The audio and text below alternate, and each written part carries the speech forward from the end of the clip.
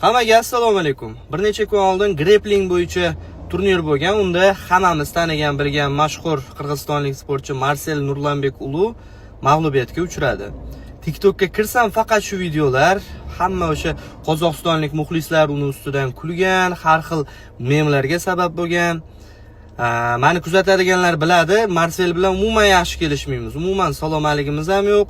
Prinsipialni bir-birimizga raqibmiz. Lekin meni lichna fikrim, u O'rta Osiyoni Habibi, uni qilgan rekordlari, uni qilgan janglari, kulachka desa kulachkadan ham, boks desa boks, grappling desa grappling, kurash desa kurash, har qanday sport turidan, MMA desa MMA, hamma joyda Marsel.